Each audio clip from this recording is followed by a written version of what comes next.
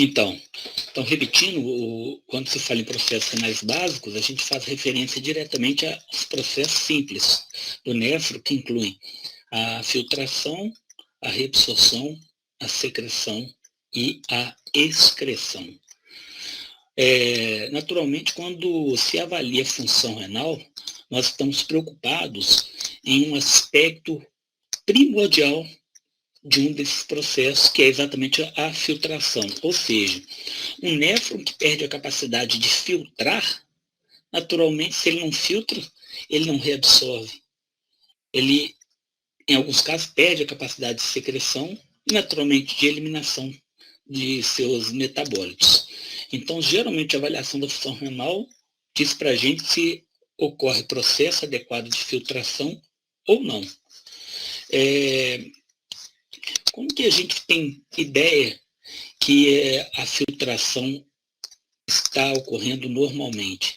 Na verdade, como a estrutura de filtração são capilares glomerulares, vale a pena recordar um conceito que foi discutido há muito pouco tempo, as chamadas forças de Starling. São exatamente aquelas forças já discutidas no sistema cardiocirculatório, aquelas forças que são fundamentais para o processo de filtração numa estrutura capilar. Todo mundo recorda bem dessas forças? Vocês conseguem lembrar dessas forças? Beleza. Qual que era a força determinante? Qual que é a principal força determinante do processo de filtração? Deixa eu ver, Bruno, o que você respondeu, porque a barra não desceu. Pressão no capilar, exatamente. Aqui, se vocês notarem, essa pressão no capilar, que na verdade é a pressão sanguínea. Eu gostaria de recordar que toda pressão envolvendo líquido a gente usa a letra P para diferenciar das forças osmóticas, onde é utilizada a letra grega π.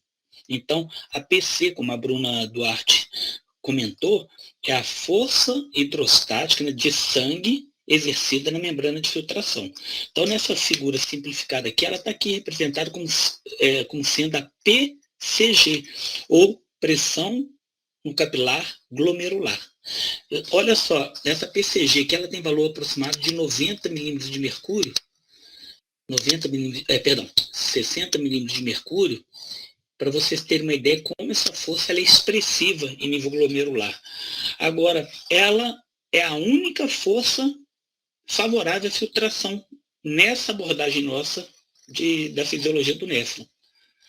E as outras forças presentes são forças contrárias ao processo de filtração. Então, notem que, como a gente está falando de capilar, existe a proteína sanguínea, mais uma vez aqui, claro. Né? A albumina, particularmente a albumina, tem as globulinas também, é a força que exerce a atividade contrária, né, à filtração. Aqui ela está definida como πCG. Pi porque está fazendo referência à força osmótica. Então, o que significa o πCG? Força osmótica decorrente de proteína plasmática. Ela tem valor, força osmótica devido à proteína plasmática, olha aqui, ela tem valor de aproximadamente 29 milímetros de mercúrio. E um detalhe importante é que, à medida que você filtra para o espaço de Bowman é todo esse espaço aqui da cápsula glomerular, local que acondiciona o líquido filtrado, a gente vai chamar agora só de filtrado, no primeiro momento. Então, como aqui existe líquido, esse líquido, à medida que ele vai sendo gerado, ele exerce uma força contrária à filtração, ou seja, ele exerce força contrária à força filtrante. Essa pressão de líquido é definida como P, pressão hidrostática. É B, fazendo também referência a espaço de Bowman.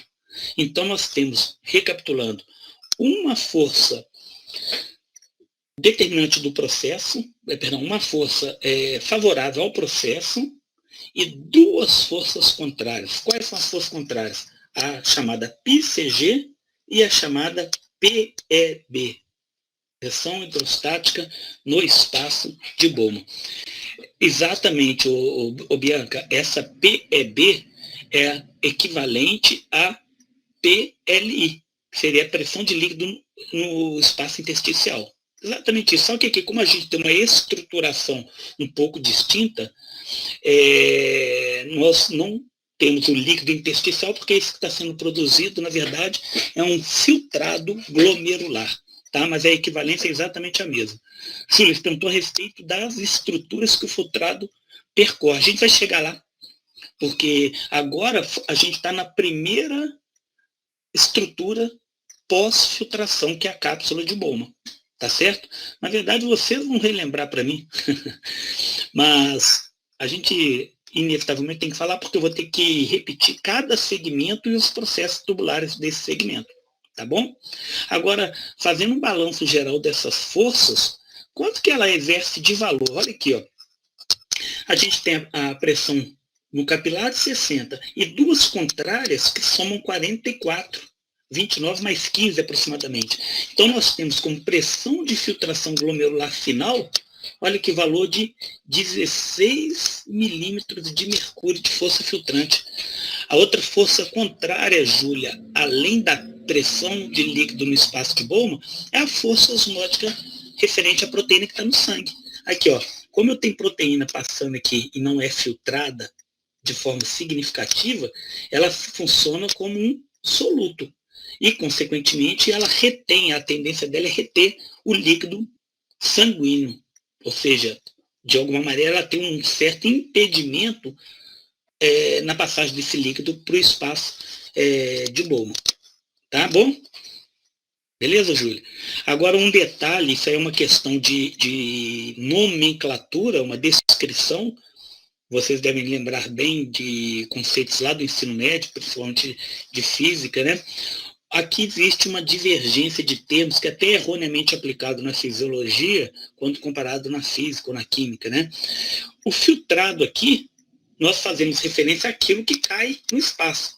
Ou seja, aquilo que foi gerado aqui no espaço de Bowman é o que eu defino como filtrado. Na física, o conceito correto, filtrado é o que é retido pela membrana. Então, pela lógica, deveria ser o que está aqui retido, que não passou para o espaço. Tá, mas isso é um detalhe, porque isso em algum momento da vida pode trazer uma dúvida, né? E fala assim, engraçado, filtrado é o que fica retido ou o que passa? Então a gente está estudando fisiologia, então mais uma vez, filtrado é o que passa pelos capilares glomerulares, né, pela membrana de filtração e cai no espaço de Bowman, a fim de continuar o seu percurso natural pelas estruturas que vão surgir daí para frente. Tá ótimo? Então, isso é só um detalhe aí, porque, acredite ou não, primeira vez que eu tive uma aula de fisiologia renal, a primeira coisa, eu gostava muito das ciências exatas, assim como ainda gosto, e a primeira coisa que me gerou dúvida foi isso, na minha época de engenharia. Falei, engraçado, eu já vi que filtrado não é o que... Aí, bom, a discussão foi feita na hora e foi me esclarecida essa dúvida. Tá certo? Agora, um detalhe fundamental é o seguinte, essa força ou pressão, vamos chamar agora assim, de pressão de filtração glomerular final, é o que determina a minha taxa de filtração glomerular. Ou seja, eu tenho uma pressão necessária para eu poder filtrar. Tá? Olha só, nós não sofremos interferência da gravidade. Por exemplo, eu acho que eu já fiz até essa analogia. Como você coloca lá de manhã um filtro, coloca o pó de café, coloca a água, o que determina a capacidade de filtração por aquele filtro é a gravidade. Nós temos uma força determinante que é a pressão sanguínea. Então já é de se imaginar que uma pressão exercida com muita força ao longo de anos na membrana de filtração, nessa membrana de filtração, pode causar um dano, um processo de cicatrização e a impossibilidade daquele néfron continuar exercendo sua atividade básica, certo? Nós não sofremos influência da gravidade no que se trata de processo de filtração glomerular, porque senão o astronauta lá no espaço, submetido, por exemplo, ao ambiente externo, né, o ambiente naturalmente local, ele pararia de filtrar, né, já que não existiria força de gravidade exercendo essa influência. Então, a fisiologia ela tem essas forças determinantes próprias para o processo. E a gente sabe que, para a manutenção dessa filtração, torna-se necessário controles em nível sanguíneo. Lembrando que aqui, olha, eu tenho uma lembrança, né, do que é arteríola ferente, que é a artéria por onde o sangue chega, e uma arteríola eferente, por onde o sangue que não foi filtrado, ele retorna para a circulação geral. Aqui, olha só, a representação dos podócitos de filtração, né? A estrutura glomerular como um todo, né? E uma coisa que não se pode deixar de esquecer. O sangue traz seus conteúdos para o interior da cápsula glomerular, via capilares, e grande parte desses componentes só passeiam por ali e retornam para a circulação normal via arteríola eferente, tá certo? Essa membrana de filtração, ela é semelhante com essa representação que está aqui, ó, onde nós temos no capilar uma membrana basal, né, o endotélio, e aqui as chamadas, são os pequenos poros, né, as chamadas fenestrações, são capilares fenestrados, que permite a passagem de elementos de baixo peso molecular. Então, não é complicado entender se eu tenho pequenos poros, a gente está falando da estrutura do capilar com suas fenestrações. Moléculas de alto peso molecular não são filtradas, enquanto as de baixo peso molecular têm uma tendência a passar livremente por essa estrutura. Não é? Então, quando eu pego uma molécula, por exemplo, como a glicose, C6H12O6, não é dúvida que ela tem livre acesso a essa membrana. Uma substância como a creatinina tem livre acesso para essa membrana, aminoácidos, livre acesso. Mas a albumina, uma macromolécula, já vai apresentar dificuldade. Além disso, fora o peso molecular, existem moléculas que são carregadas positivamente, negativamente ou são neutras. Então, só para vocês terem uma ideia do que passa preferencialmente pela membrana, olha só, eu tenho aqui um teste, né, de filtrabilidade com um tipo de dextrana, um tipo de açúcar, na verdade, dextrana em 3 estados: neutro, policatiônica, que é policatiônica carregada positivamente, e polianiônica carregada negativamente. Se eu pegar num raio molecular qualquer, vamos colocar aqui esse raio de 26, vou traçar aqui, ó.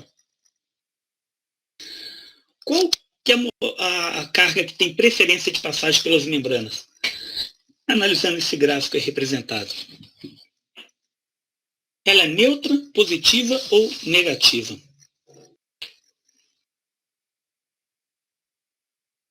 A policatiônica, exatamente, porque a taxa de filtrabilidade dela é um nível que ela está bem elevado. As moléculas neutras geralmente não tem muito impedimento, mas como existe uma prevalência de cargas positivas junto ali à membrana, negativas, as policatiônicas são atraídas para a filtração e as polianiônicas são pouco filtradas. Tá? Geralmente, cargas dificultam. Nesse caso, a gente tem as positivas mais atraídas, as neutras sem nenhum tipo de impedimento, né? E as negativas com uma certa barreira ao processo de filtração, mas no final das contas o que vale seria o raio molecular, tá certo? Um detalhe importante, deixa eu mostrar aqui, deixa eu ver onde que essa figura aqui está fora da sequência. Tá aqui. Vamos relembrar um outro aspecto importante que envolve filtração. Lá nos capilares, quando a gente falou de fisiologia cardiovascular e das forças de Stalin, Júlia, porque existe uma distribuição de cargas negativas ao longo da estrutura da membrana de filtração. E isso favorece, em parte, por força atrativa, o processo de filtração de moléculas carregadas positivamente. Então, é como se você tivesse uma força elétrica, na verdade, como se fosse, não, na verdade é isso que acontece, gerando uma atração para puxar a molécula através das membranas. A gente está falando de membranas compostas de células, né? E as positivas, naturalmente, era de se esperar que ela... Perdão, as negativas era de se esperar que elas fossem repelidas, tá certo? Mas lembrando que o que, na verdade, prevalece em nível de maior importância é a dimensão molecular. Uma molécula pequena, muito pequena, mesmo tendo cargas ao longo de sua estrutura, ela não tem barreira de impedimento na filtração. Uma molécula grande, independente do tipo de carga ou da neutralidade, ela não tem possibilidade de passar pelos poros fenestrados, tá certo? Então, o tamanho molecular é a força determinante para esse processo. Agora, um detalhe importante, que a gente está falando como força principal a pressão sanguínea, no caso ali a pressão capilar.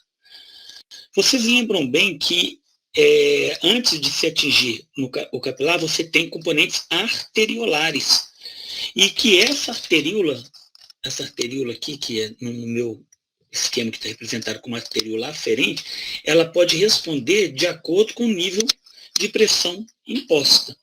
Então, eu quero que vocês me digam como que a chegada de sangue nessa região, como a chegada de sangue, só eu fazer aqui, ó, a chegada de sangue por essa região, lembrando que aqui está a arteríola aferente, né, pode influenciar no diâmetro arteriolar e, consequentemente, na filtração aqui na cápsula glomerular, dentro, né, na verdade, pelos capilares. Como que a chegada de sangue, consequentemente, a sua pressão arteriolar, influencia sobre essas arteríolas e na taxa de filtração glomerular. Alguém poderia me falar a respeito disso?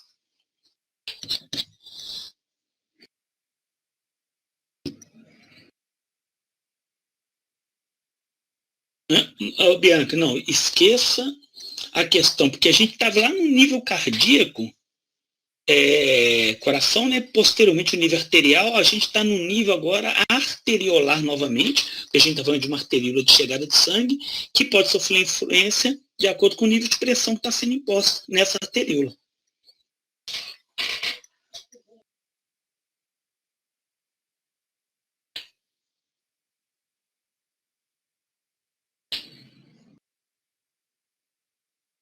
Alguém? Lembra da característica arteriolar e sua função. Lembra que a arteríola tem um componente elástico, né? E, naturalmente, que pode responder de acordo com a necessidade de fluxo para a estrutura envolvida.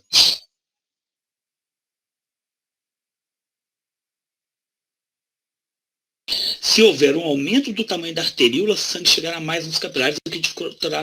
Então, Bruna, você lembrou de uma parte da questão. Você falou o seguinte: se houver um aumento do tamanho da arteríola, esqueça isso. Lembra o seguinte: a arteríola está lá no seu tamanho certinho, normal, repouso, não importa. Se a pressão imposta modificar, que ela vai, como consequência, mudar esse diâmetro. Diante disso, eu quero que alguém tente me falar a respeito disso. A arteríola vai tender a constrigir para poder se adequar ao volume capilar. Em que situação, Bianca?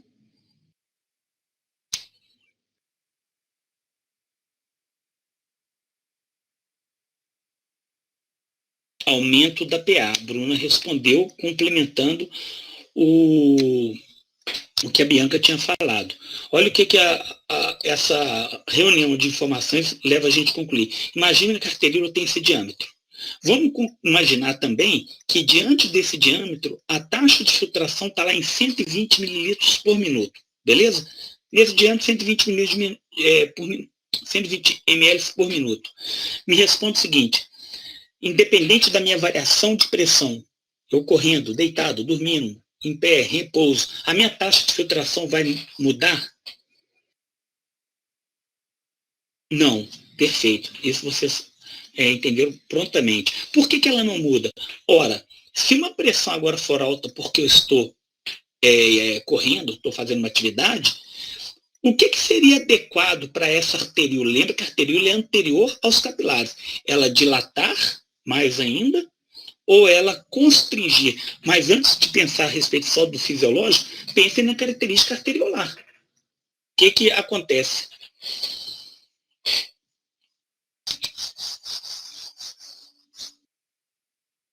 Alta pressão imposta na arteríola. Qual que é a resposta dessa arteríola?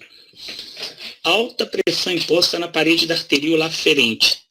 Exato, Sandy. Josiane já respondeu o contrário, Marina respondeu dilatar. A única que respondeu aqui, constrição, foi Sandy e Ana Carolina.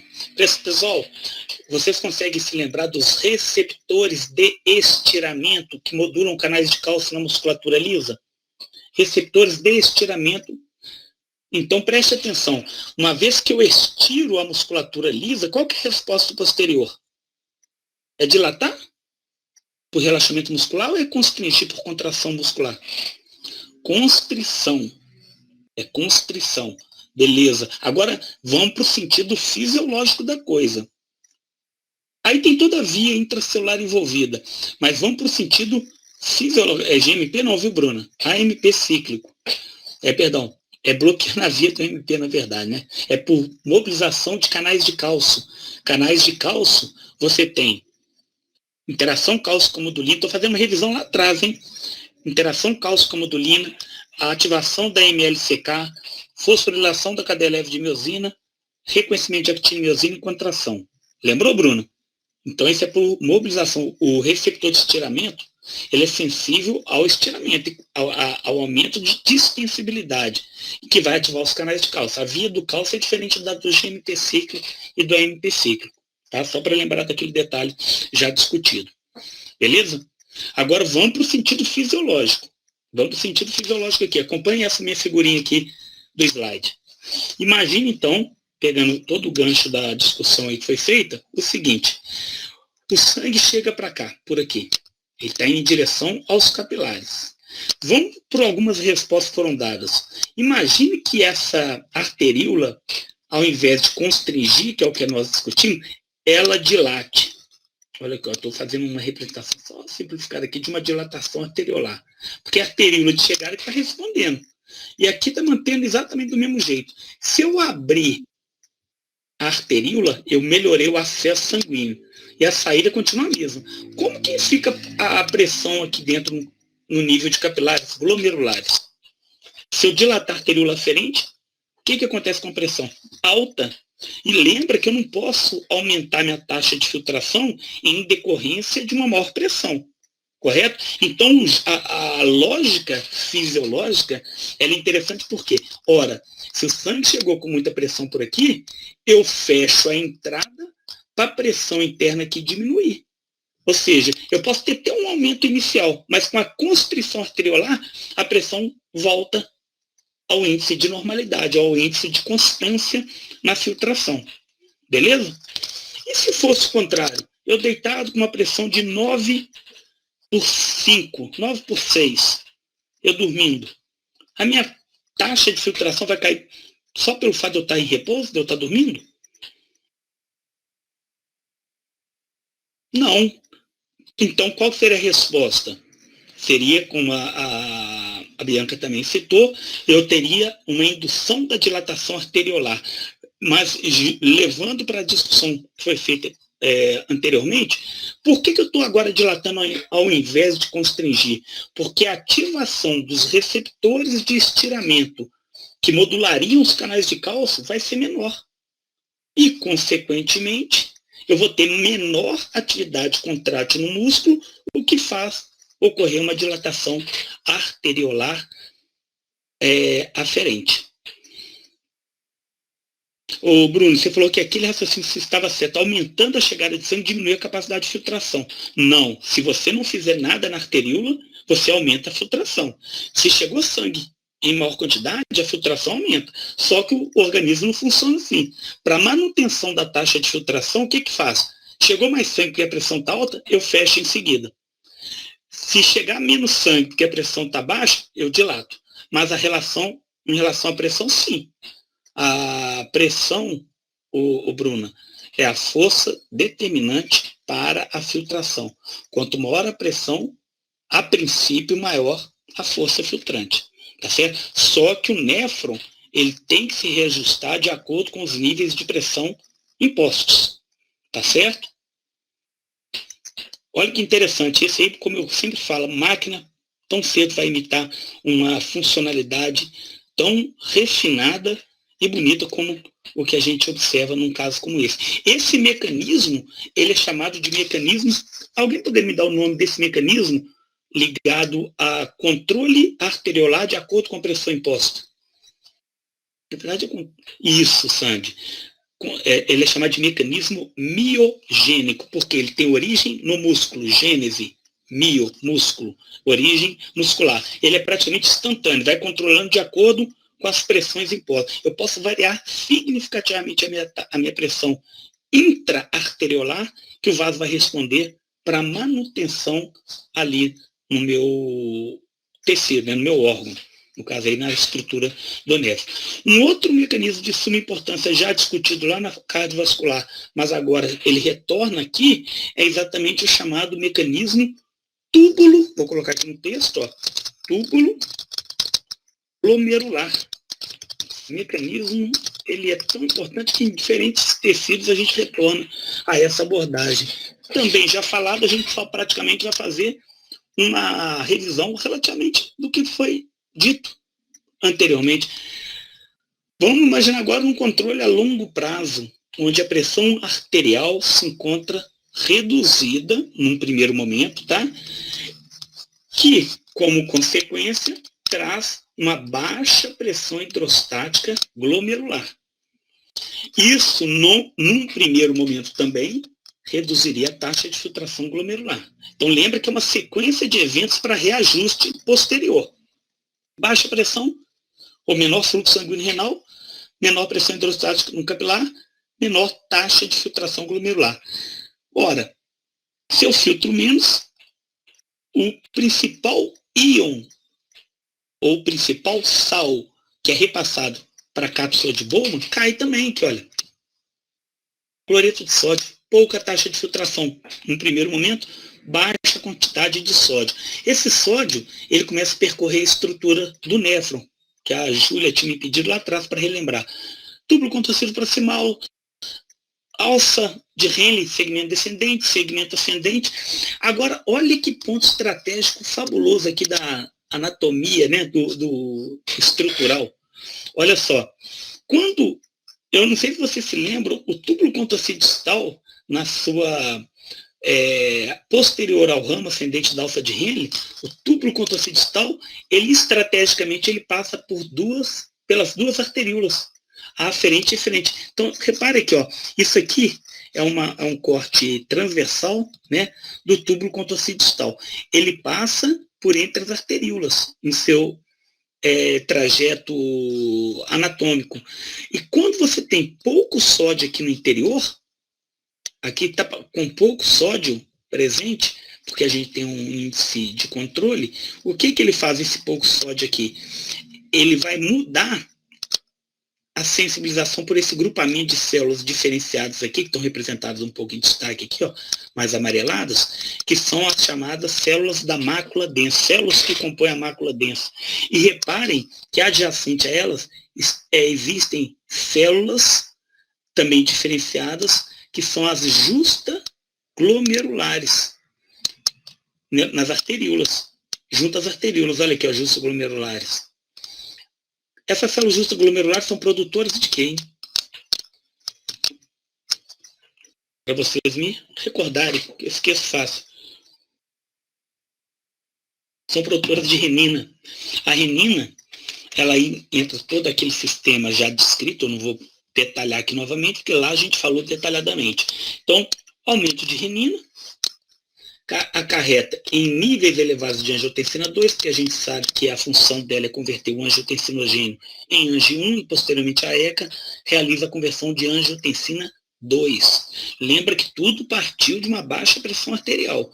E a partir do momento que você tem angiotensina 2, qual que é a função da angiotensina 2 nos receptores AT1? Receptor do tipo 1, né? Não quer dizer que é para angiotensina 1. Receptores AT1. Qual que é a função da angiotensina 2? Isso, David. Isso você lembra bem, né?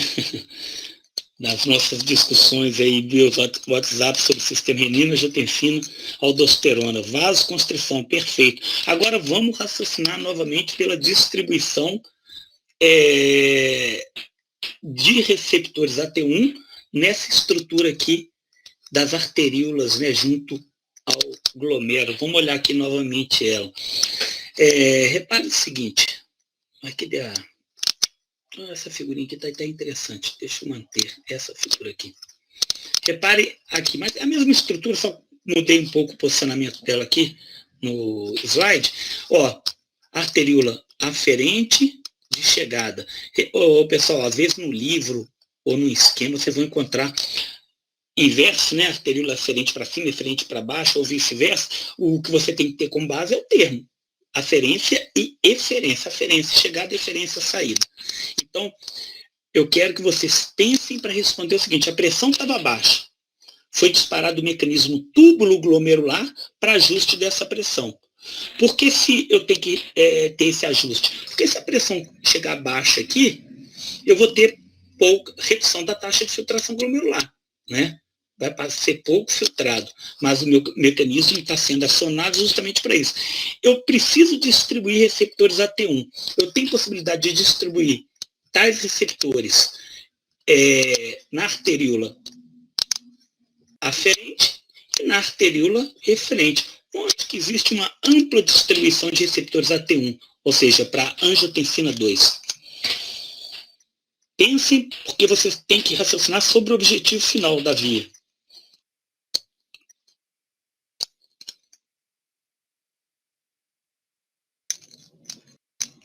Eferente, perfeito. Gostei do raciocínio rápido, direto e eficiente. Pessoal, na medicina, principalmente na atuação clínica, às vezes a gente não é pensar de forma negligente, é pensar de forma rápida e eficiente para tomar decisões. Perfeito. Por que tem que ser eferente? Porque se eu constringir a arteríola eferente, eu estou diminuindo o calibre de saída. O sangue está chegando por aqui, ele vai para os capilares e a eferência vai estar saída. Se eu fechei a saída, o que acontece com a pressão intraglomerular, que antes estava baixa porque a pressão era baixa? O que acontece agora com a pressão? Ela aumenta, que é o objetivo, porque a pressão estava baixa. Entenderam isso? Então, eu estou aumentando a pressão intraglomerular para manutenção da minha taxa de filtração glomerular à normalidade. Beleza? Ótimo, bem raciocinado.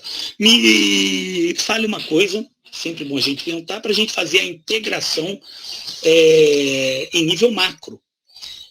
O indivíduo se encontra com aquela estenose bilateral da artéria renal. Bilateral, ou seja, acomete os dois lados com uma placa que compromete o fluxo sanguíneo. Como que a taxa de filtração glomerular naquele indivíduo agora afetado, doente, se encontra? Baixa. Então ele tem uma insuficiência renal. Beleza. Agora, esse paciente com essa condição, eu posso usar um inibidor de ECA? Eu fui longe agora, hein? Para esse paciente, mesmo que o objetivo fosse tratar uma hipertensão, uma coisa nesse sentido, eu posso usar um inibidor de ECA nesse paciente? Não. Beleza, Bianca, você foi em cima, hein? Vamos pensar o porquê disso. Me fale o seguinte, o inibidor de ECA reduz a produção de angiotensina 2. Todo mundo concorda com isso. Se eu reduzir a produção de angiotensina 2, o que acontece com essa taxa de filtração glomerular? Ou com a pressão de filtração? Vamos colocar a pressão de filtração. Vai cair. Agora imagina, você está diminuindo a pressão de filtração no indivíduo que tem insuficiência renal pré-renal. Ele seria indicado o inibidor de ECA para esse paciente? Não, perfeito. Raciocínio que às vezes lá na clínica você não vai recordar, porque não deu a importância devida a uma fisiologia que você vê no segundo período da faculdade ou no terceiro, dependendo da faculdade. Tá certo? Agora, vamos imaginar que o indivíduo tem sobrecarga renal. O que é sobrecarga? É força excessiva à filtração, em decorrência de patologia, exemplo, nefropatia diabética pode causar sobrecarga renal. O inibidor de ECA seria indicado ou contraindicado?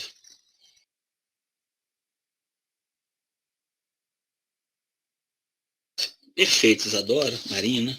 Ana Flávia e assim por diante. Todos aí responderam perfeitamente. Por que responderam perfeitamente? Porque compreender bem a relação anátomo-fisiológica, que é uma coisa de suma importância na atividade clínica futura exercida por você. Espero só que não deixe isso passar desapercebido, né, ao longo de vários e vários anos. Agora, mais uma vez, olha o detalhe aqui interessante. Eu gosto dessas figuras do Néter, porque elas são figuras que mostram uma riqueza de detalhes. Olha aqui as células diferenciadas da mácula densa, junto à estrutura do túbulo contorcidistal que passa por entre as arteríolas. E logo adjacente à mácula densa, as justaglomerulares. A mácula densa, ela é sensibilizada pelo sódio, estimulando diretamente a liberação de renina pela justaglomerulares. Tá certo? Eu posso ter, como eu disse, um reninoma, olha o problema, um tumor de células justaglomerulares. Portador de reninoma, qual é a característica básica dele? Portador de reninoma, caracterizado por tumor de células justaglomerulares.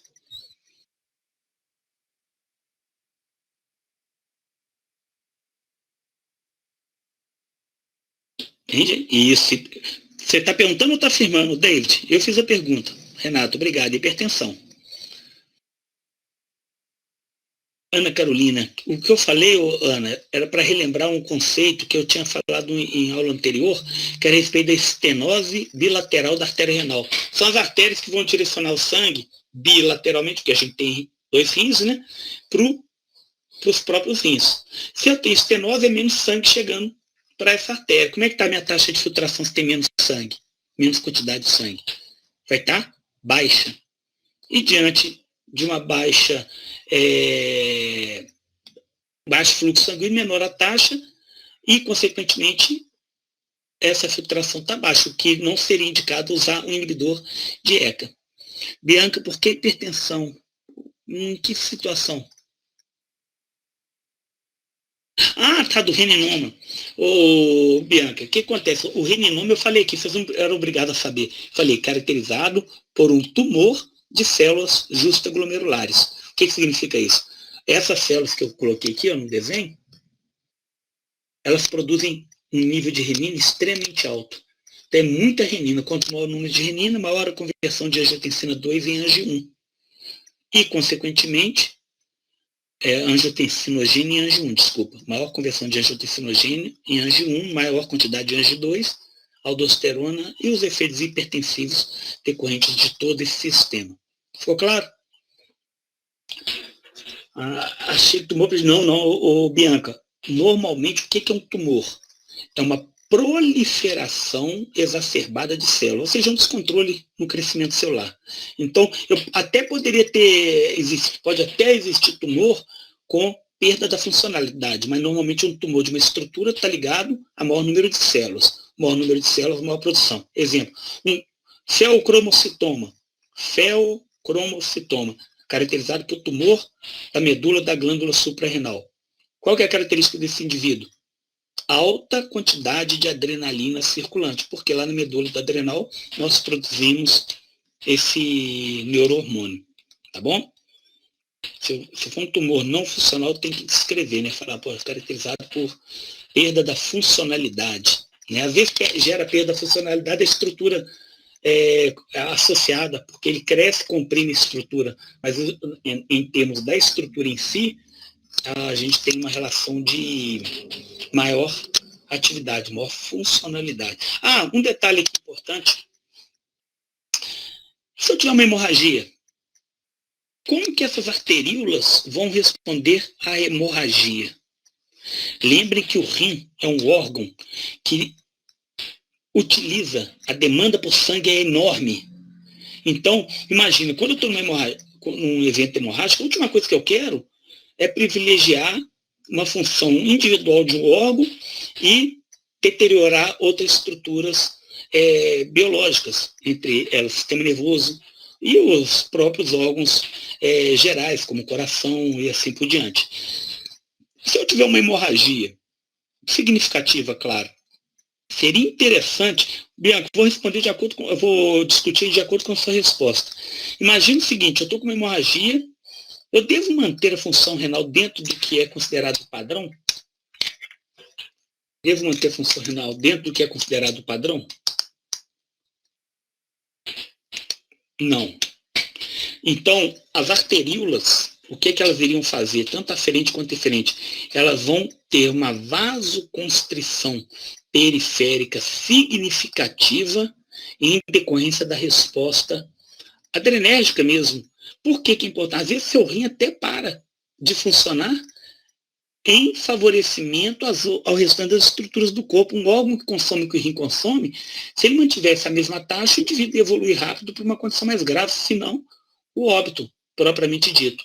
Então, a atividade simpática, principalmente diante de hemorragia significativa, ela induz a vasoconstrição arteriolar para que temporariamente a função renal seja praticamente interrompida. E quando que isso vai ser reposto? Ou retornar à normalidade? Quando você melhora a volemia. Então, por exemplo, uma das intervenções quase que imediatas diante da hemorragia é recuperação do volume sanguíneo, por infusão mesmo de soro, para que os processos ligados à dependência direta de pressão não sofram consequências mais graves, né? Bianca, lembra que a hemorragia, a última coisa que está acontecendo é acúmulo de sangue. Pelo contrário, você está tendo perda de sangue. Então, essa perda faz com que o restante dos órgãos sofram déficit. E, consequentemente, é interessante fazer essa vasoconstrição, tanto periférica quanto as arteriolares aí descritas. Então, recapitulando toda essa conversa nossa até então, nós falamos dos 3 mecanismos reguladores da taxa de filtração glomerular. Primeiro, mecanismo miogênico. Segundo, mecanismo túbulo glomerular. E terceiro, mecanismo simpático. Esse simpático menos comum porque ele é mais expressivo nos eventos hemorrágicos. Túbulo glomerular, miogênico primeiro, né, que a gente discutiu, túbulo glomerular e mecanismo simpático. Ótimo. Bom, agora um ponto importante é saber como que eu vou avaliar minha função renal. Como é que eu sei que minha função renal está dentro da taxa de filtração esperada? Vou apagar aqui essa figura, vou abrir só uma tela em branco. Como que eu vou saber que minha taxa de filtração glomerular é normal?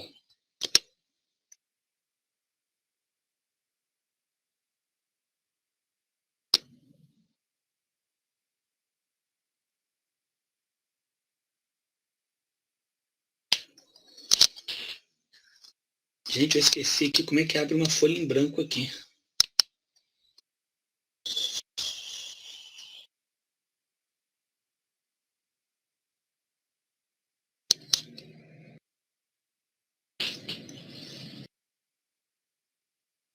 Hein? Alguém?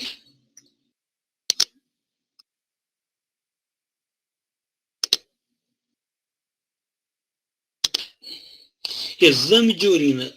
Ô, David, até poderia ser. Mas, por exemplo, nós, dentro de uma normalidade renal, sei que meu rim está normal sem fazer teste algum. Por quê?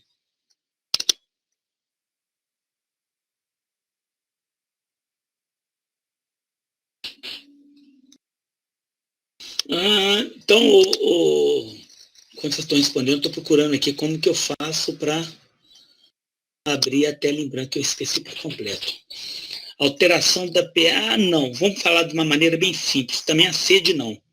Eu posso estar com sede, só recapitulando tudo que vocês falaram, eu posso estar urinando muito ou pouco, eu posso estar com sede ou sem sede, e eu posso estar com cores diferenciadas na urina e estar completamente normal na minha função renal.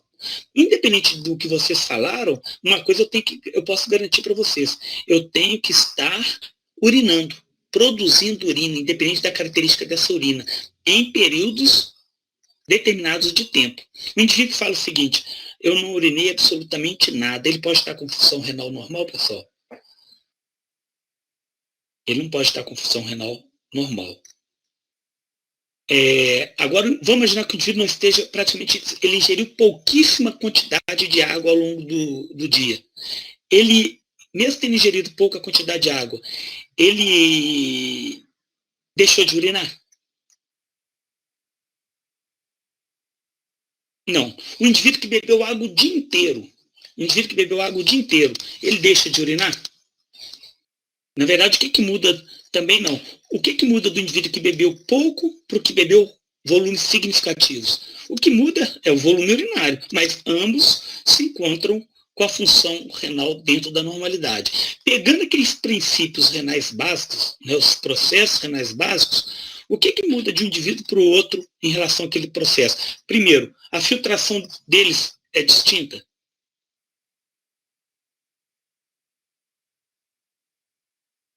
Filtração de um é distinta à do outro? Taxa de filtração? Não. Então, qual que é o processo renal básico distinto?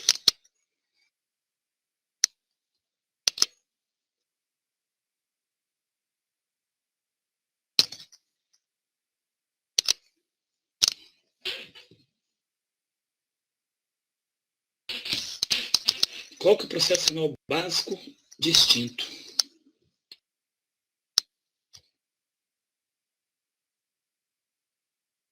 Também, mas a reabsorção.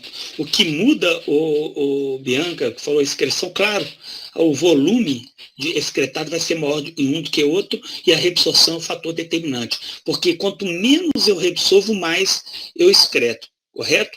Então, num primeiro momento, entendam que o que está mudando de um para outro é exatamente a quantidade de filtrado que é filtrado e reabsorvido, né? E eu posso reabsorver mais e menos de acordo com a necessidade. Bom, deixa eu, mais uma vez aqui, deixa eu tentar... Acharam que tinha jeito de abrir uma tela em branco aqui para escrever uma coisa importante para vocês, senão eu vou ter que escrever no slide. Quem sabe onde que abre essa tela em branco?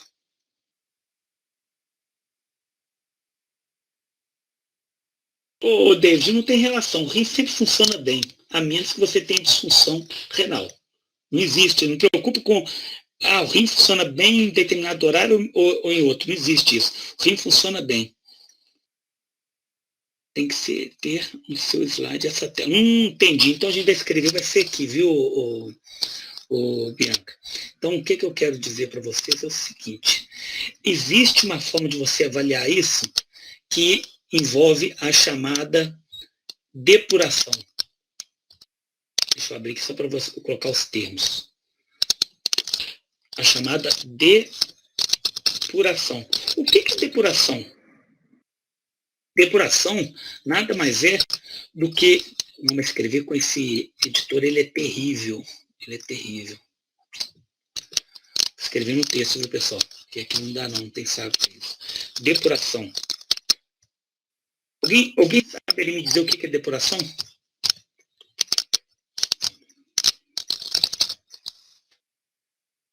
Gente, mas que dificuldade é essa? Só mudar aqui que eu acho que eu consigo. Agora...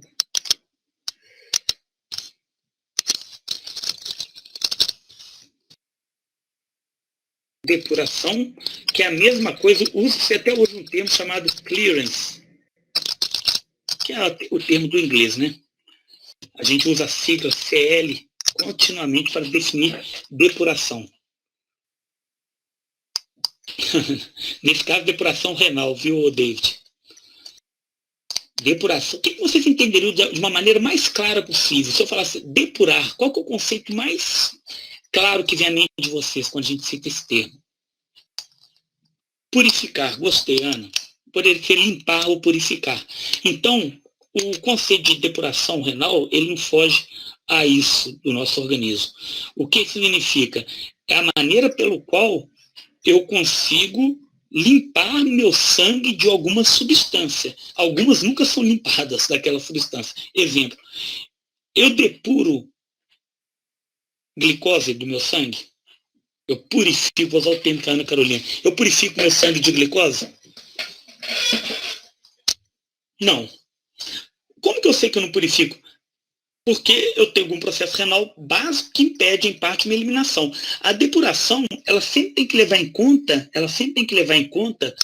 o nível da substância no plasma e na urina. Isso numa escala, numa proporção. Então, a fórmula de depuração, essa fórmula de depuração, ela envolve o seguinte. Eu vou colocar o termo Cl, tá? O Cl de qualquer substância, Cl de X, é igual à concentração urinária daquela substância vezes o fluxo urinário, porque eu dependo de um fluxo para eliminar uma substância, tudo isso dividido pela concentração plasmática daquela substância.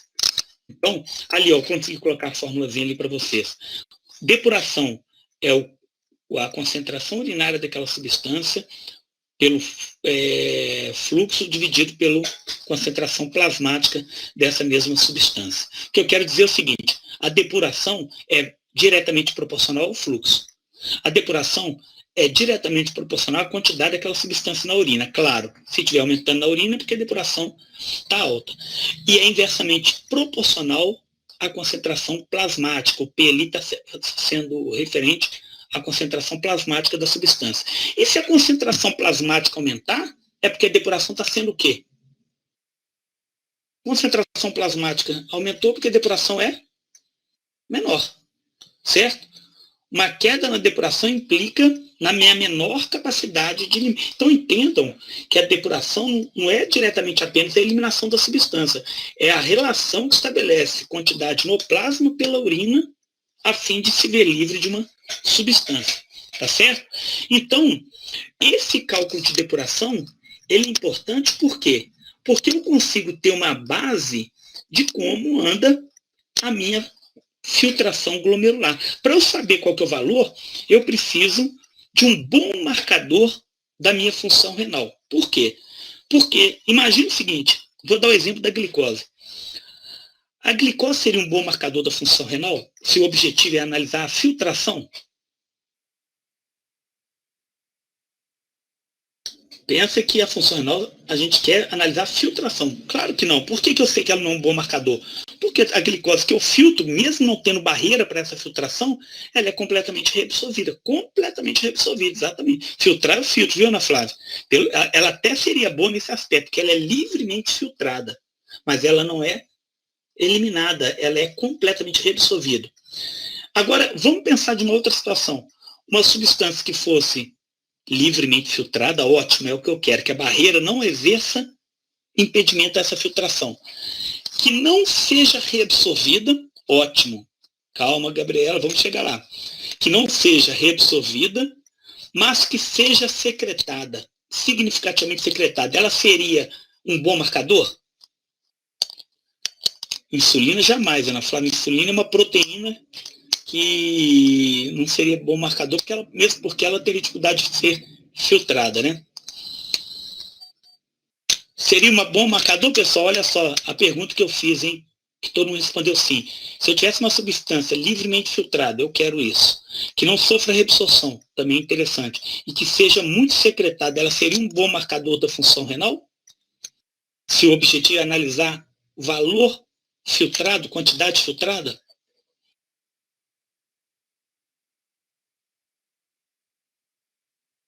Ela não seria um bom marcador, pessoal. Vamos imaginar que eu filtre 10, não importa a unidade. Eu sei que minha taxa de filtração é 10, mas eu secrete 10.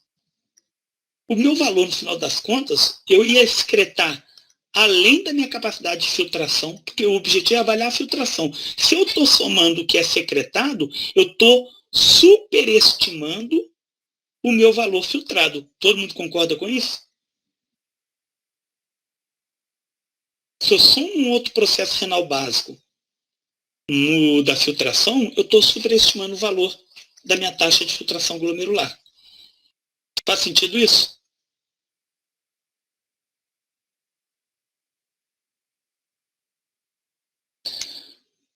Preste atenção. Quando eu vou avaliar, vou repetir, quando eu vou avaliar a minha capacidade, olha o termo, a minha taxa de filtração glomerular, qual que é o processo renal básico que me interessa? Já vamos chegar lá, Bianca. Qual que é o processo renal básico que me interessa? Não, senhora, Júlia. Ô, Júlia, olha para o termo. Se eu vou avaliar a minha taxa de filtração glomerular, qual que é o processo renal básico que me interessa? Filtração. Perfeito. Ora, vamos imaginar que então eu analise uma substância lá que eu quero usar como marcador, que seja livremente... E outra coisa, eu posso usar para avaliar minha função renal uma substância que não é livremente filtrada? Imagina, uma substância que é parcialmente filtrada? Claro que não. Então, primeira característica que um bom marcador deve ter é isso aqui, ó. Primeira característica, ser livremente filtrada. Beleza? Essa é a primeira característica. Segundo, qual seria uma outra característica da substância importante? Eu estou avaliando minha função de filtração do néfron. Vamos imaginar que ela seja... Deixa eu ver o que vocês estão escrevendo. Vou esperar para responder. Primeira característica, ser livremente filtrado. Porque se for parcialmente filtrada, já não vai dizer como é que está a minha filtração. Perfeito, Sandy. Não ser reabsorvida. Por quê? Vamos imaginar... Calma aí, peraí, pessoal. Peraí, vamos por partes. Vamos imaginar que uma substância seja livremente filtrada. Beleza? Só que metade do que foi filtrado foi reabsorvido. E eu vou quantificar isso lá na urina. Eu estou avaliando precisamente a minha taxa de filtração glomerular?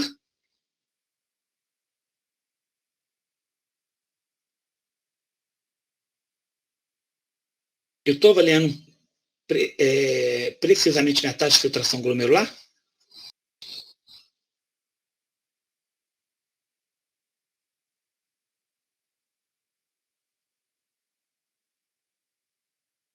Gente, bora!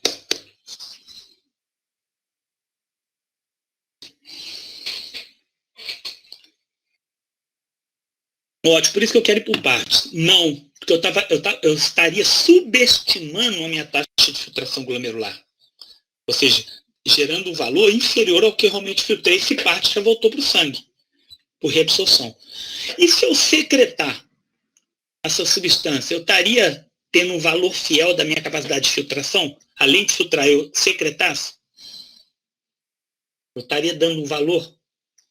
Também não. Então, pessoal, não é tão simples achar um bom marcador. Não é tão simples achar um bom marcador. Por quê? Porque é muito difícil você ter uma substância que seja livremente filtrada. Segundo, preferencialmente que não seja reabsorvida. E terceiro, que não seja secretada. E que eu possa, no final das contas, quantificar na urina e saber quanto que está no sangue. Então, para isso, a gente até tem marcador que se assemelha. Existe uma substância, alguém leu e entendeu errado, uma substância chamada inulina. Inulina, não confundir com insulina, que tem essa característica. Mas é um problema. Por que é um problema a inulina? Primeiro, porque eu não produzo inulina.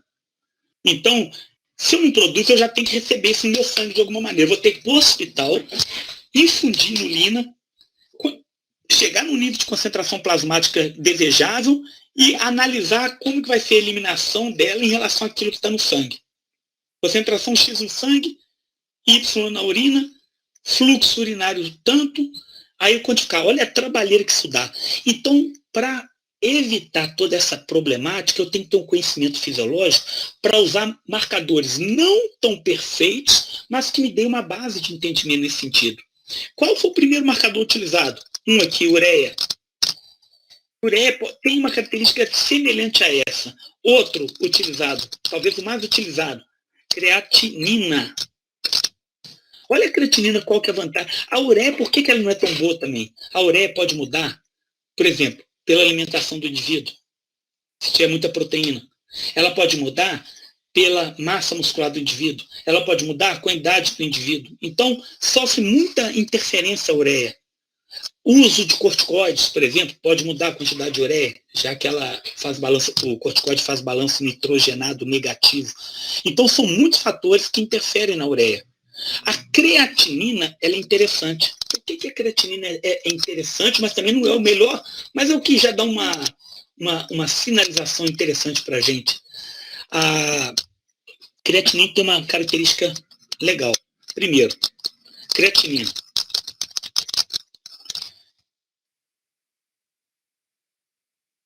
Amplamente, não, José, que amplamente não quer dizer que seja livremente. Ela tem que ser livremente filtrada.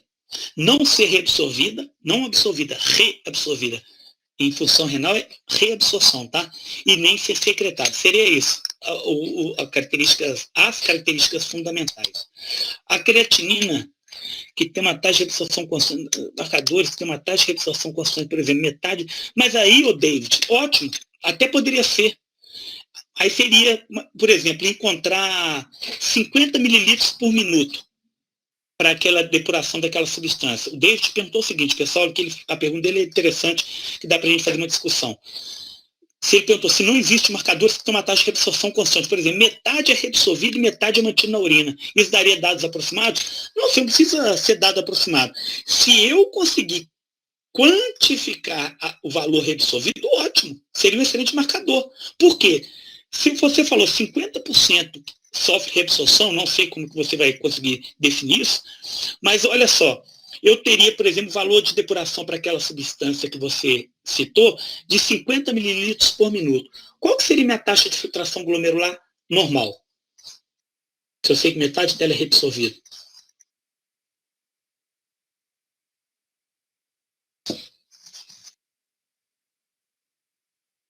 Não. Te fiz outra pergunta, David.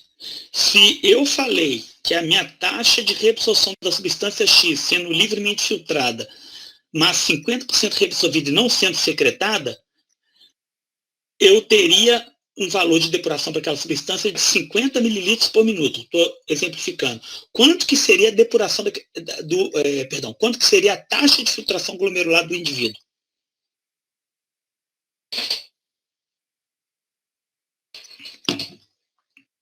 ml. A Marina entendeu a questão. Se eu tivesse certeza que o marcador fosse livremente filtrado, metade fosse reabsorvido e nada fosse secretado, eu achando um valor X, era só multiplicar por 2 que eu teria minha taxa de filtração glomerular estimada. É exatamente isso, Marina. Agora, é difícil você analisar quanto uma substância... E tem que ser uma substância que eu produza e que eu possa quantificar. A que mais se aproxima nessa questão é a substância creatinina. Por quê? Primeiro, todos produzem. Segundo, a proporção produzida é proporcional, a quantidade produzida é proporcional à taxa eliminada. Vou corrigir aqui, proporcional à quantidade produzida é proporcional à taxa eliminada. Terceiro, livremente filtrada.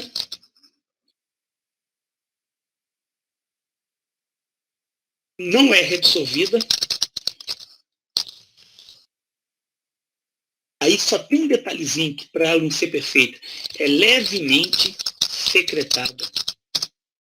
Levemente secretada. Mas não importa.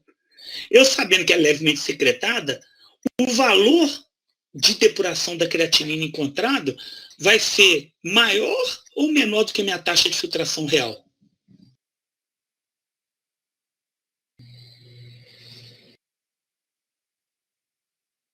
Vai ser maior ou menor, gente? Que a minha taxa real de filtração. Maior. Ótimo, eu faço uma relação e aproximo e tenho uma ideia. Agora um detalhe, por que a creatinina não é o marcador mais desejável? Embora qualquer exame hoje, aí eu vou falar, vocês vão confundir, exame de sangue se pede creatinina. Por quê? Existe uma margem cega da creatinina, que eu quero dizer o seguinte, para a gente ter alteração, a janela de referência é enorme, que você pode aceitar. Quando está fora da janela, é porque você já está tendo taxa de perda de néfron da ordem de 50% a 60%. Acima de, imagina que eu tenha, perdão, quando a taxa, o número de néfrons funcionais está na escala de 50% a 60%. Então, o que acontece? Existe uma ampla margem aí que não identifica alteração da creatinina, certo? Então, se eu tiver com 70% lá de néfrons funcionais, ela não vai indicar, eu vou estar dentro da minha referência estimada. Mas é importante porque ela já auxilia no entendimento de uma possível perda. Existe uma substância chamada, hoje está sendo muito utilizada, chamada cistatina C. Essa também ela é produzida no organismo, ela é livremente filtrada e metabolizada por células tubulares. Então, quando ela começa a aumentar no sangue, é porque minha capacidade de filtração e de metabolismo por células tubulares está baixa.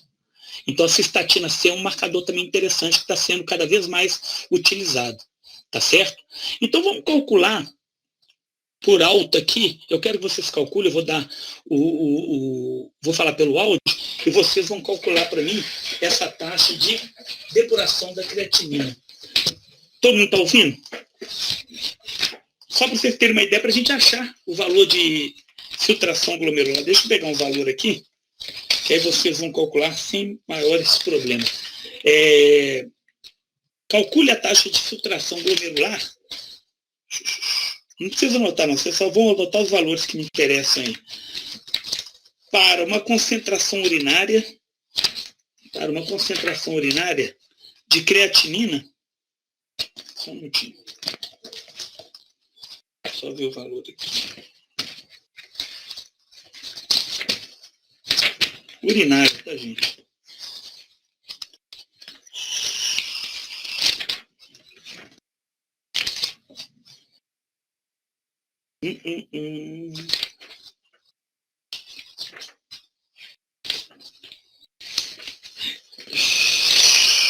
Eu estou achando os valores. Achei. Coloca o seguinte.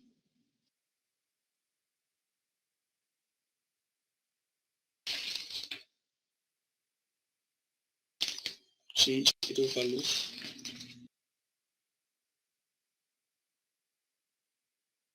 Não, vamos colocar para inulina. Inulina, tá? Concentração urinária. 300 miligramas por litro. Deixa eu ver. Urinário. Vou colocar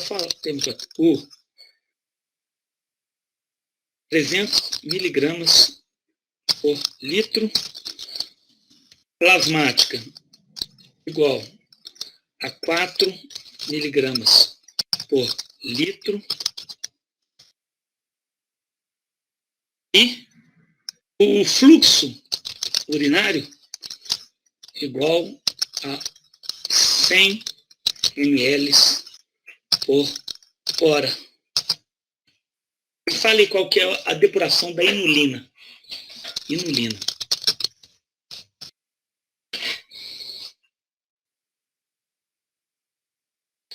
Ninguém, 100 unidades eu não consigo entender se está certo ou errado.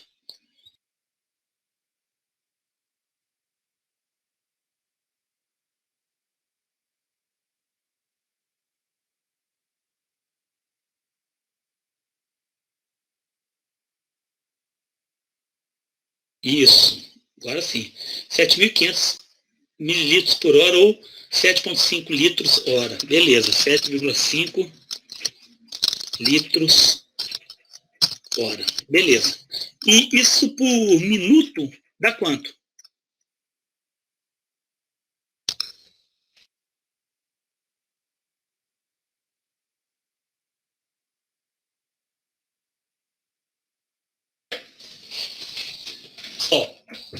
Beleza, 125 mililitros por minuto. Ótimo. A questão é, esse valor que vocês encontraram foi calculado por uma média da população, onde sabe-se que a função renal é completamente normal em adultos jovens, que não tem nenhum histórico de disfunção ou não usa nenhum tipo de substância que altere a função renal. Beleza? 125 mililitros por minuto. Isso é a média da população, tem que estar dentro desse valor aí. Ora, o nível de creatinina a depuração da creatinina, CL da creatinina, seria igual a esse valor encontrado aí?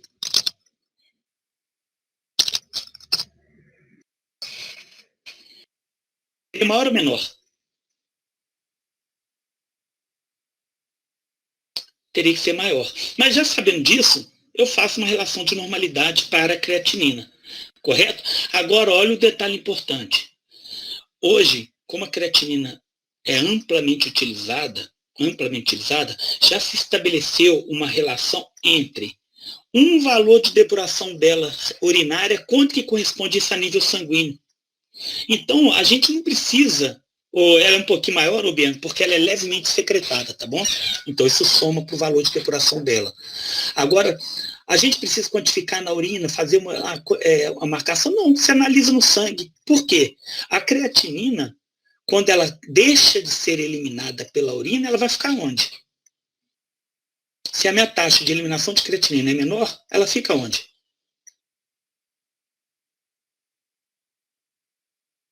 No sangue. Então, quando eu falo que minha depuração de creatinina ela é baixa, é porque ela está concentrando no sangue. É a mesma equivalência. Então, resumindo, a creatinina elevada no sangue, vírgula, fora dos valores de referência. Isso significa o quê?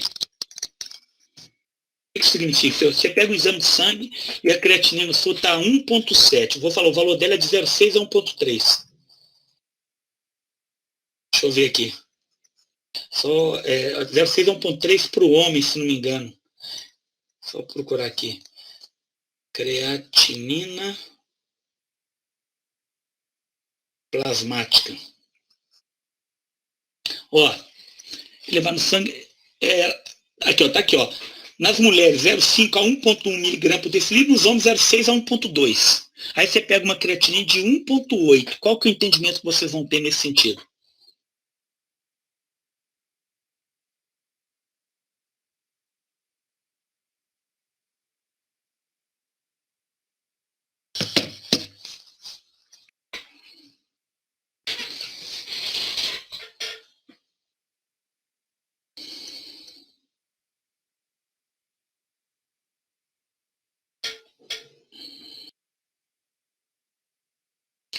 Não, Ana, você não pode falar isso ainda. Isso não dá para a gente definir. Eu quero saber qual que é o entendimento, se você fizer uma análise clínica avaliado de um paciente e deparar com valor de creatinina elevado fora da referência. Olha o valor aqui que eu te falei para o homem, 0,6 a 1,3 miligramas por decilitro.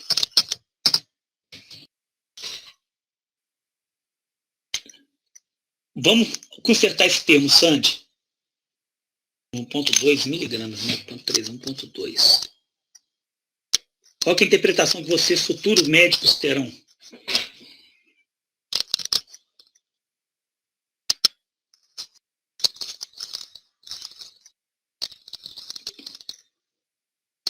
Vírgula 6, caramba, 6 a 1,2 miligramas por decilitro homens.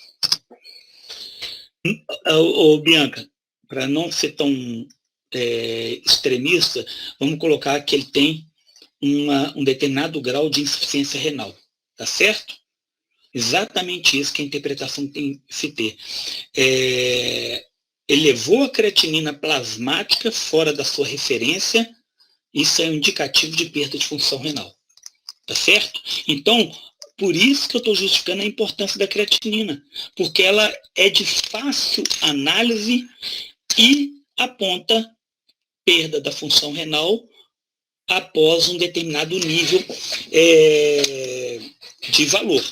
Tá certo? Então, a gente não precisa quantificar na urina, fazer cálculos de depuração, a gente vai analisar simplesmente a referência. Tá? Agora, por que no homem é maior do que na mulher? A creatinina.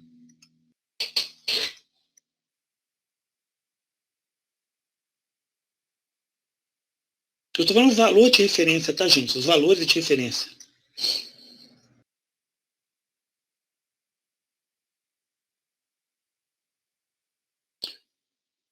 Não proteína plasmática, Bianca. A creatinina é um derivado da creatina muscular. Ela é um derivado da creatina muscular. Isso.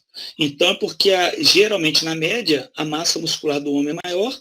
Agora, pode sofrer influência, por exemplo, indivíduos hipertrofiados, que fazem atividade física com frequência, vai ter um nível de produção de creatinina mais elevado. Então, todos esses fatores têm que ser levados em conta. Tá? A vantagem da creatinina, outra vantagem, ela é produzida ao longo do dia. Ela não é produzida em horários determinados. A ureia tem essa diferença. Tem maior taxa de produção em determinados horários. A creatinina, ao longo do dia, a cistatina também é boa por isso. Ela é produzida quase como uma constante. Então, esses marcadores, eles são úteis nesse sentido. O Josiane, não, é porque não existe possibilidade de reabsorver a creatinina. Você não tem uma molécula transportadora que pegue a creatinina e coloque ela novamente para o sangue. Eu vou falar de processos tubulares, basicamente na aula de amanhã, e você vai entender que para cada segmento do néfron, você tem mecanismos utilizados para reabsorção. Pode ser de glicose, de aminoácido, não importa. Então, nem toda substância que você filtra, você encontra uma estrutura de reabsorção. Se suplementar com creatina pode alterar esse valor de eficiência. Não, porque a creatina sanguínea, ela, na verdade, altera. Por quê? Porque geralmente quem toma o suplemento é quem está praticando a atividade que tem maior perda de creatina muscular, de creatinina, né? Mas o produto de metabolismo, ele é de origem muscular, certo? Então pode ter sim uma leve alteração. Mas diante desse tipo de conhecimento é que a gente começa a entender as possíveis variações que podem ser encontradas em diferentes indivíduos. Tá certo? Outro detalhe importante, eu vou deixar aqui um texto para vocês no link, um link, na verdade, do texto, para vocês darem uma lida, pelo menos, quer ver, a leitura é extremamente simples, é uma página da Glaxo, pelo menos até a. Deixa eu ver aqui a página, para vocês não terem que ler tudo. Página. A conclusão está na página 15, mas começa. Deixa eu ver a página de início do assunto. Começa na página. Só um minutinho, gente. 15, 1. Página 8 a 15. Olha só. Eu vou deixar um link para vocês aqui, ó.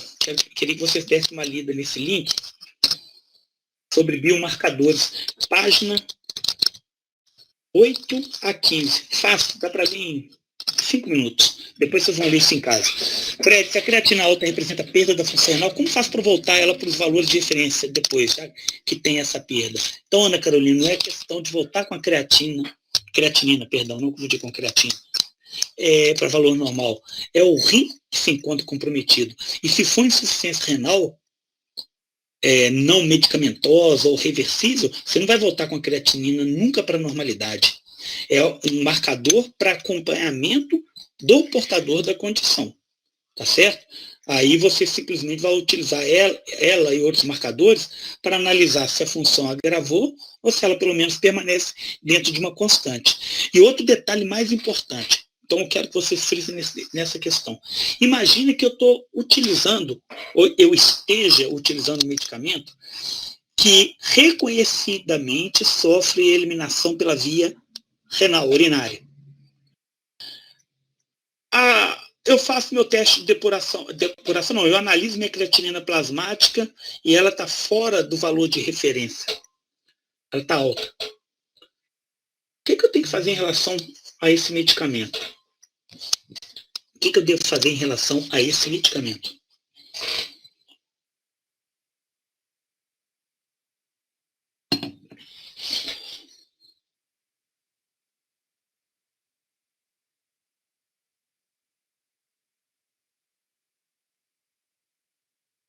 E pessoal, entenderam a pergunta?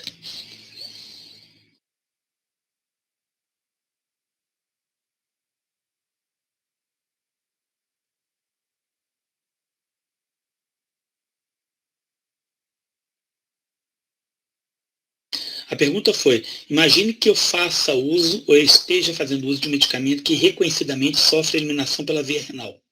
Quero saber o que eu devo fazer em relação ao uso desse medicamento a partir do momento que eu saiba que minha creatinina plasmática é alta. Não, você não usa antagonista para equilibrar a filtração não, viu, Bianca? Você depende do medicamento, vou colocar dessa forma.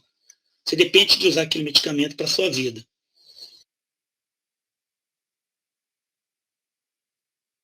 Exato, Renata. Ora, eu tenho que diminuir a dose. Por que eu tenho que diminuir a dose do medicamento? Reduzir o uso não, viu, Renata? Reduzir a dose. Eu acredito que você tenha pensado em dose, né? Porque o uso ele é necessário. Então, por que eu tenho que reduzir a dose? Porque se eu mantiver a dose, mas a eliminação for menor, ele vai concentrar no meu organismo, aumentando o risco das reações adversas ou efeitos tóxicos daquele medicamento. Então, hoje existem protocolos, inclusive, para calcular a dose de acordo com a taxa de depuração da creatinina. Se está de 75% para cima, usa a dose padrão. De 50% a 75% da depuração, usa metade da dose. Se for abaixo de 50%, usa um quarto da dose. Então, o que eu quero dizer é o seguinte, analisar a função renal é fundamental também para evitar toxicidade em relação ao uso de fármacos. Ficou claro isso? Vamos pegar um indivíduo idoso. Depois dos 50 anos de idade, a gente tem perda progressiva da função renal. Isso é inevitável. Só que a gente tem nefro onde sobra, a gente vai vivendo bem sem necessariamente entrar em insuficiência renal. A minha pergunta é, pega um indivíduo de 75 anos. 75 anos. A dose inicial utilizada para qualquer medicamento, geralmente a dose empregada é a mesma de um indivíduo adulto?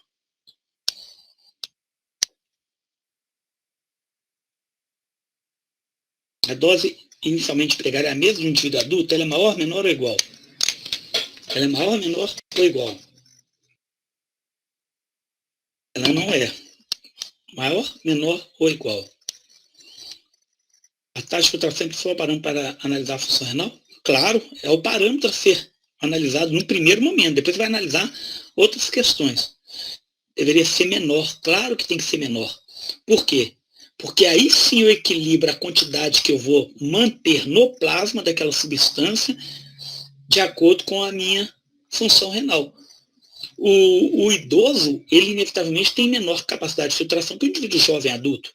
Então, geralmente, você inicia com uma dose menor e vai ter praticamente os mesmos benefícios. A gente não está entrando em outros detalhes. Por exemplo, o metabolismo hepático de drogas, o metabolismo das drogas normalmente acontece a nível hepático. O idoso também tem déficit de função hepática.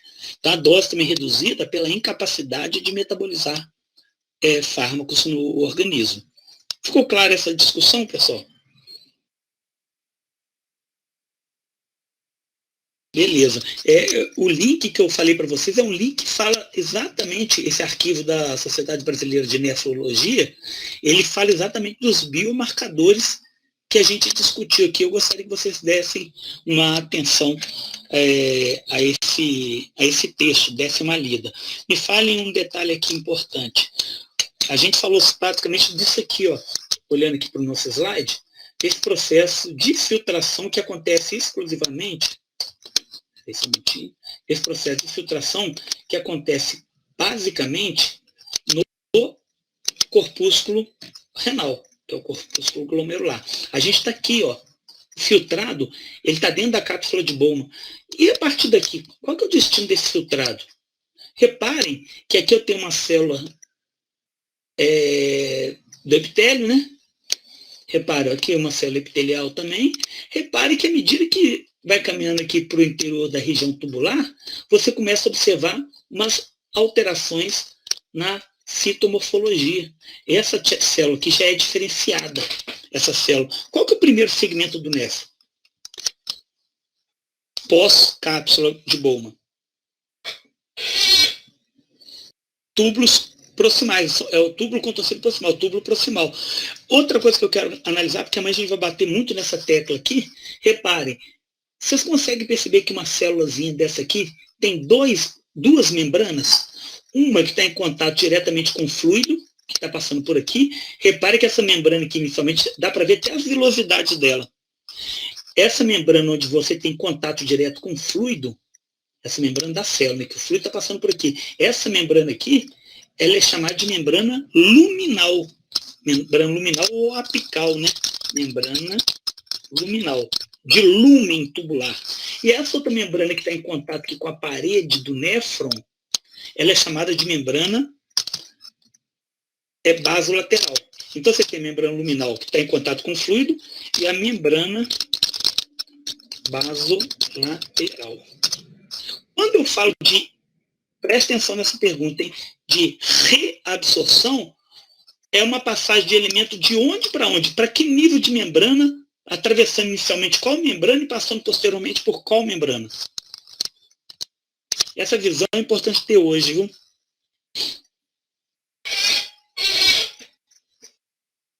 Inicialmente por qual membrana? Que isso, ele atravessa da membrana luminal, passa por dentro da célula e vai para a membrana basolateral. E na proximidade da membrana basolateral do lado de cá, o que está tendo? O que eu tenho aqui nessa proximidade aqui, ó? O que poderia ter aqui nessa proximidade da membrana basolateral? O que eu encontro? Algo que foi absorvido. Beleza, vocês falaram certinho. Do nível luminal, vou até colocar aqui uma linha mostrando, ó. Tá passando aqui do nível luminal, passando pela membrana basolateral, e qual que é o destino? Qual o destino?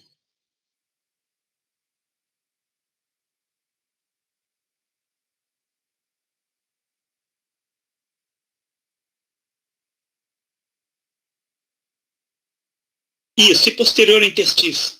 Sangue, voltar para a corrente sanguínea. O interstício, David, é o espaço entre a membrana basolateral e o vaso.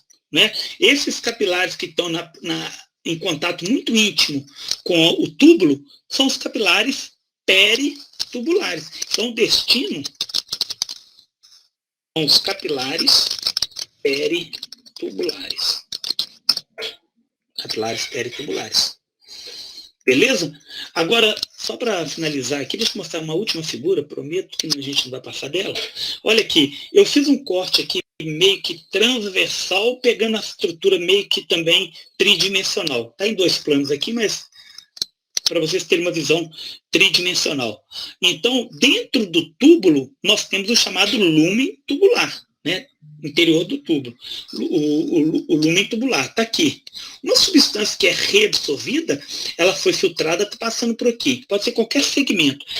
Essa reabsorção é isso aqui, ó.